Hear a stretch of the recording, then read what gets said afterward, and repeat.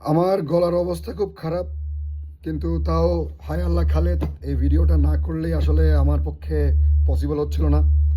প্রথম কথা হলো আমি দেখেছি বিভিন্ন সরকারি দল, বিরোধী দলের কিছু মিডিয়া সেল থাকে, তাদের সোশ্যাল মিডিয়া ফ্যান্স থাকে, সেখানে কিছু বট বাহিনী থাকে। সেই বট বাহিনী দিয়ে বিভিন্ন জায়গায় প্রোপাগান্ডা কমেন্ট ছড়ানো হয়, সত্যকে মিথ্যা, মিথ্যাকে সত্য, এই ধরনের কিছু মানুষ কার্যকলাপ রয়েছে, সেগুলো দলগুলোর রয়েছে, এটা আমরা জানি। এরা লাস্ট নির্বাচনের সময়ও দেখেছি অনেক বট বাহিনীর তাদের প্রচণ্ড দাপটে তারা বিভিন্ন ধরনের আসন টাসন সব পেয়ে তারা সরকারে বসতে যাচ্ছিল, কিন্তু হয়নি।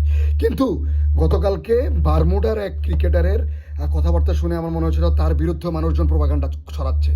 তিনিও মনে করছেন তার বিরুদ্ধে বট বাহিনী রয়েছে, সেই বিশাল বড় বট বাহিনী তার বিরুদ্ধে প্রোপাগান্ডা ছড়ায়, এবং তিনি সূর্যবংশীর মতো ব্যাটিং করতে পারতো 14 বছর বয়সের সময়। আপনি চিন্তা করেন একটা লোকের কত পটেনশিয়াল ছিল, সে পটেনশিয়ালকে নষ্ট করা হয়েছে।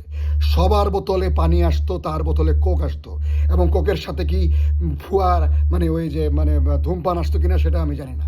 কিন্তু সে লোকটাকে, সে বারমুডার ক্রিকেটারকে আমার জিজ্ঞেস করার খুব ইচ্ছা, 3রা আগস্টে আপনি সেই বারমুডার ফ্যাসিস্ট সরকারের বাসায় আপনি কেন গিয়েছেন, গণভবনে কেন গিয়েছেন?